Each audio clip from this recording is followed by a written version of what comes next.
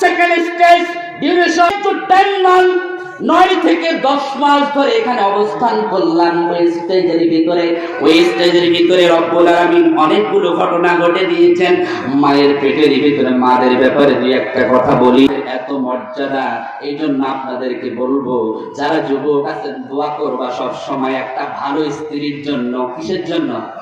জোরে বলেন, কিসের জন্য?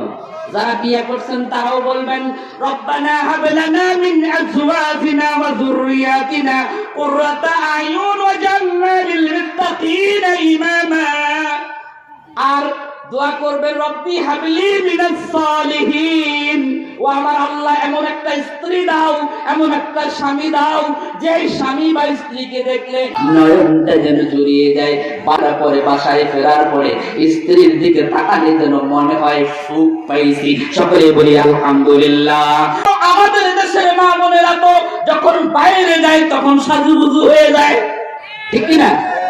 কিন্তু বোনদেরকে বলবো, যখন বাসায় থাকবে তার স্বামী আসতেছে, আপনার উচিত হলো আপনি একটু সাজুগুজু হয়ে থাকবেন। স্বামীটা যখন বাসায় ফিরবে সঙ্গে সঙ্গে যেন আপনাকে দেখে তার অন্তরটা জুড়িয়ে যায়, ঠিক কিনা? এই জন্য পুরুষ ভাইদেরকেও বলবো, আপনারা দোয়া করবেন। মা বোনদেরকে বলবো, রাসূল সাল্লাল্লাহু আলাইহি ওয়াসাল্লাম বলেছেন, শুনে রাখেন, আপনারা যখন গর্ভধারণ করেন, এই গর্ভধারণকালীন সময়ে যখন আপনারা থাকেন, আল্লাহ রাব্বুল আলামিনের রাসূল বলেন, একজন মা যতক্ষণ পর্যন্ত গর্ভধারণ করে, এই গর্ভধারণকালীন মা যখন গর্ভে অবস্থায় সন্তান রাখে, তখন সারা রাত নফল নামাজ পড়লে আর দিনের বেলা রোজা রাখলে যত সওয়াব হবে, একটা সন্তান গর্ভধারণ করলে তার আমলনামায় সেই সওয়াব দেওয়া হয়। সকলে বলি সুবহানাল্লাহ। ওই সন্তান যদি রাতের বেলায়, অনেক সন্তান ঘুমাতে দেয় না আপনাকে যখন ওই সন্তান ঘুমাতে দেবে না, আল্লাহ রাসূল বলেন, ওই সন্তান তো তোমাকে ঘুমাতে দিল না, তাহলে 70 জন গোলাম তোমার দায়িত্বে ছিল। ওই 70 জন গোলামকে আযাদ করলে যে সওয়াব হবে, তুমি একটা সন্তান রাতের বেলা কান্না করেছে, তোমাকে ঘুমাতে দেয় নাই, তোমার ঘুমে ডিস্টার্ব হয়েছে, এই জন্য 70টা গোলামকে আযাদ করলে যে সওয়াব হবে, তোমার আমলনামায় সেই সওয়াব দিয়ে দেওয়া হবে। সকলে বলি সুবহানাল্লাহ। তুমি তো সন্তানকে 2-2.5 বছর দুধ পান করাও, রব্বুল আলামিন রাসূল বলেন, এক একটা দুধের ফোঁটার জন্য এক একটা নেকি তোমার আমলনামায় দেওয়া হবে। সকলে বলি সুবহানাল্লাহ। আর সন্তানদের জন্য রব্বুল আলামিন বলেন, ওয়া বিল ওয়ালিদাইনি ইহসানা।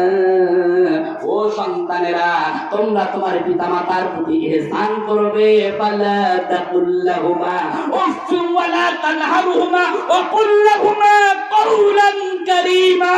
আর ওই সন্তান, তুমি যেহেতু হয়েছো, ওই পিতামাতার যে এমন কোনো কথা বলবা না যে পিতামাতা তোমার কথা শুনে আমার সন্তানটা এমন কথা বলল, এই কথা যেন না বলে। এই জন্য আপনি আপনার বাবা মাকে কেমন করে কথা বলবেন, সে কথাটাও আল্লাহ শিখিয়ে দিলেন। আল্লাহ তার গুণবাচক নাম ব্যবহার করলেন, কাওলান কারীমা। তুমি কথা বলবে অত্যন্ত নরম সুরে বাবা মার জন্য। সকলে বলে সুবহানাল্লাহ। দ্বিতীয় স্টেজের অনেকগুলো কথা আছে, আমরা